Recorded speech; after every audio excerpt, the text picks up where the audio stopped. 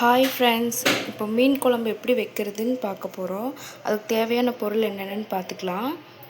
First சின்ன வெங்காயம் மட்டும் எடுத்துக்கலாம். அப்புறம் இஞ்சி, பூண்டு, மிளகு, வெந்தயம், சீரகம், மிளகாய்த்தூள், மல்லித்தூள், மஞ்சள் தூள், ப்ளஸ் தக்காளி, அப்புறம் ஒரு இதில் புளி கரைச்சி வச்சுருக்கேன். இது மீன். இப்படி மீன் குழம்புக்கு தேவையான பொருள் எல்லாமே பார்த்துக்கோங்க. இதெல்லாம் வதக்கி அரைக்கணும். அரைச்சிட்டு காட்டுறேன் உங்களுக்கு. பாத்திரத்தில் கொஞ்சமாக ஆயில் விட்டுக்கலாம்.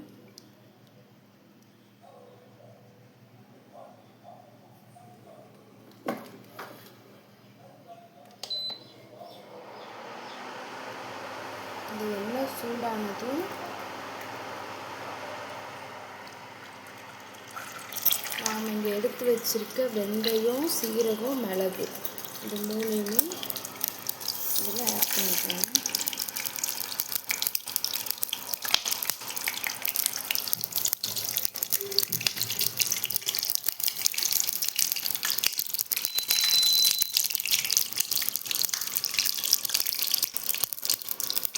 ஆட் பண்ணிவிட்டு லைட்டாக பொரிஞ்சதுக்கப்புறம் இந்த இஞ்சி, பூண்டு சேர்த்துக்கலாம்.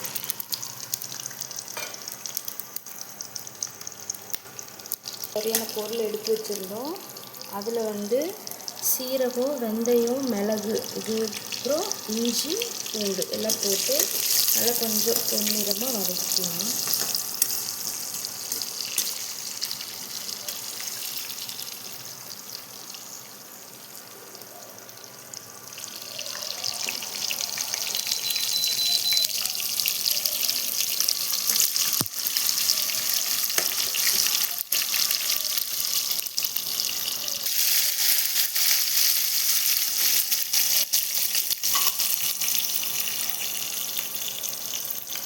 வதக்கிட்டு நம்ம சின்ன வெங்காயம் எடுத்து வச்சுருக்கோம். அதையும் இதில் ஆட் பண்ணிக்கலாம்.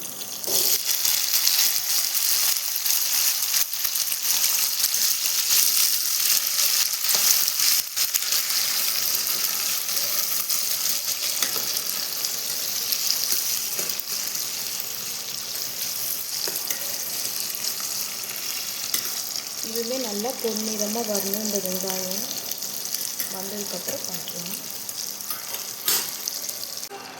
நல்லா இந்த அளவுக்கு பொன்னிறமாக வதங்கணும்.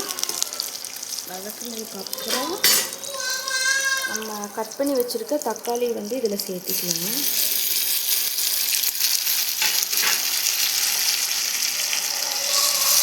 சேர்த்திட்டு இதுவும் நல்லா வதக்கிட்டு ஓரளவுக்கு வந்ததுக்கப்புறம் பார்க்கலாம்.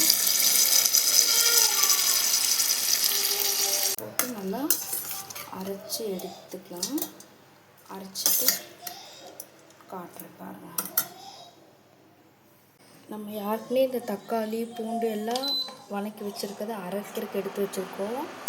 அது கூட கொஞ்சம் தேங்காய் போட்டு இதையும் கொஞ்சம் பொன்னிறமாக வறுத்து அது கூட நல்லா ப்ளைன் பேஸ்ட்டாக அரைக்க போகிறோம். அதுக்காக ஓரளவுக்கு நல்லா பொன்னிறமாக வறுத்துட்டு அரைச்சோம்னா கொஞ்சம் டேஸ்ட்டாக இருக்குது, குழம்பு மணமாக இருக்கும். அதுக்கு இதை பண்ணுறோம்.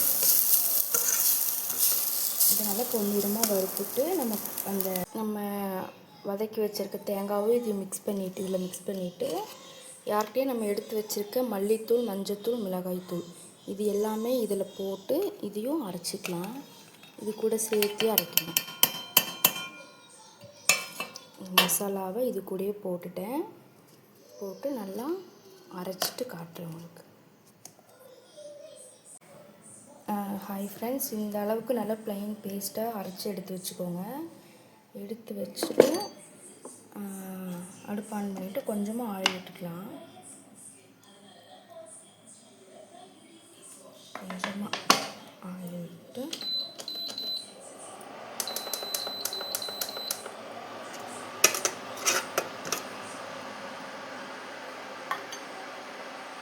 அதில் கருவேப்பந்தலையும் கடுகும் சேர்த்துக்கலாம். தாளிக்கிறதுக்கு கடுகு மட்டும் போட்டுக்கலாம்.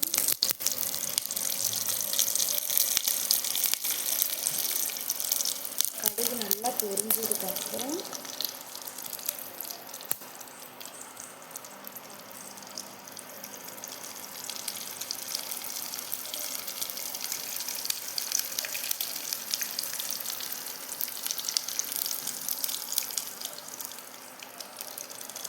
வச்சு தோசைலாம்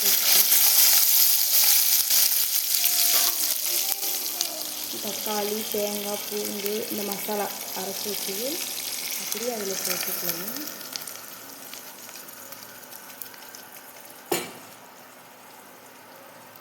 மசாலாவை அதில் அரைச்சி வச்சுருக்க மசாலாவை இதில் சேர்த்துட்டு நல்லா கிளறி விட்டுக்கோங்க. நல்லா கிளறி விட்டுட்டு கொஞ்சம் தண்ணி அதில் தண்ணி கலக்கி அதில் ஊற்றிருக்கேன். எக்ஸ்ட்ரா ஊற்றிட்டு உங்களுக்கு காரம் பத்தலைன்னா பச்சை மிளகா சேர்த்திக்கலாம். நாங்கள் வந்து பச்சை மிளகா சேர்த்திருக்கேன். உங்களுக்கு காரம் போகுதுன்னா நீங்கள் சேர்த்த வேண்டாம். பச்சை மிளகா சேர்த்திருக்கேன். 2 கட் பண்ணி சேர்த்திருக்கேன். பச்சை மிளகா சேர்த்திட்டு கொஞ்சமாக மீன் குழம்பு பொடி மசாலா அது கொஞ்சமாக சேர்த்திருக்கேன்.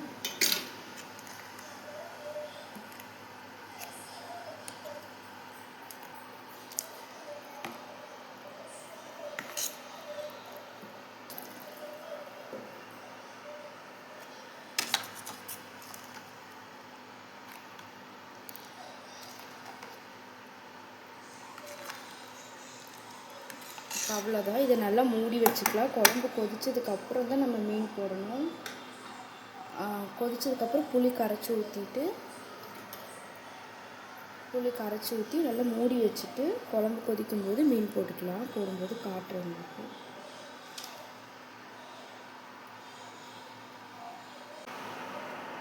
நம்ம எல்லாத்தையும் கலந்து வச்சுருக்கோம். அந்த குழம்புக்குள்ளே வந்து நம்ம புளி கரைச்சி எடுத்து வச்சுருக்கோம். அதை கொஞ்சமாக சேர்த்திக்கலாம். ஏன்னா நான் மாங்காய் போடுறதுனால புளி கம்மியாக சேர்த்திருக்கேன். நீங்கள் மாங்காய் போடலைன்னா புளி வந்து கொஞ்சம் ஜாஸ்தியாக சேர்த்திக்கோங்க. நான் மாங்காய் போடுறதுனால கொஞ்சம் கம்மியாக சேர்த்திருக்கேன்.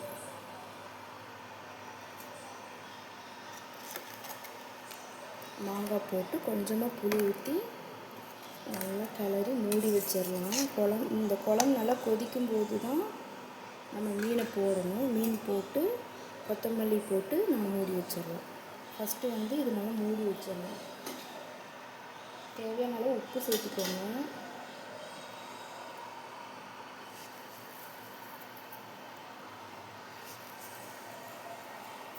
உப்பு பத்தலைன்னா கூட நம்ம அப்புறமா சேர்த்துக்கலாம்.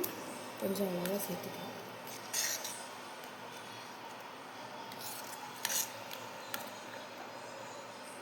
மசாலா நல்லா வேகும். அதுக்காக கொஞ்ச நேரம் மூடி வச்சுட்டு குழம்பு கொதிக்கும்போது நம்ம போட்டுக்கலாம் மீனை. சரி, குழம்பு கொதிச்சதுக்கப்புறம் உங்களுக்கு காட்டுற வீடியோ. இப்போ குழம்பு நல்லா கொதிச்சிருச்சு. நல்லா இந்த அளவுக்கு மசாலா எல்லாம் சேர்ந்து கொதிச்சதுக்கப்புறம் கொதிக்கணும் நல்லா குழம்பு. அதுக்கப்புறம் நல்லா கிளறி விட்டுட்டு நம்ம மீன் சேர்த்தும் போதே மாங்காய் வெந்துடும்.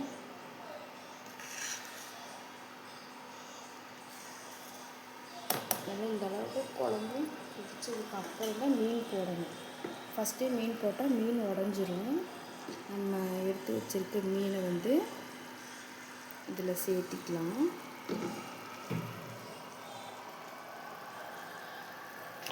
நல்லா மீன் நல்லா கழுவி சுத்தம் பண்ணி வச்சுருக்கோம். நல்லா உப்பு, கல் உப்பு, மஞ்சள் போட்டு நல்லா கழுவி எடுத்து வச்சுக்கோங்க. எடுத்து வச்சுட்டு இந்த மீனை இதில் சேர்த்திக்கலாம்.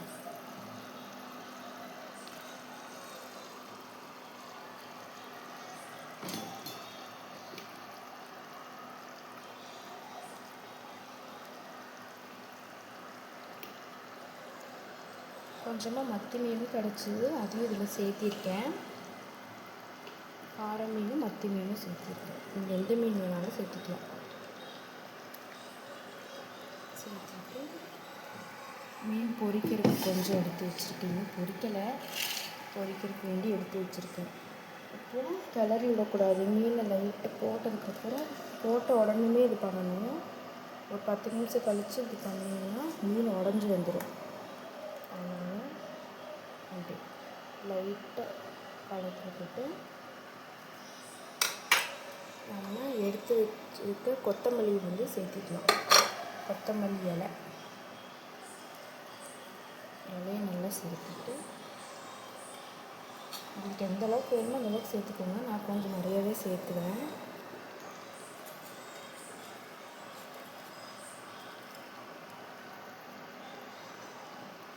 சேர்த்துட்டு அந்த இலையை மட்டும் லைட்டாக அளவு கொஞ்சம்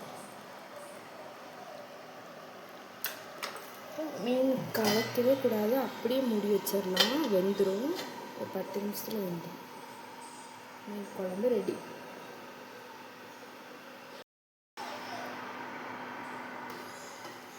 நல்லா இந்த அளவுக்கு கொஞ்சம் எண்ணெயெல்லாம் பிரிஞ்சு வரணும். அந்த அளவுக்கு வேக வச்சுக்கோங்க.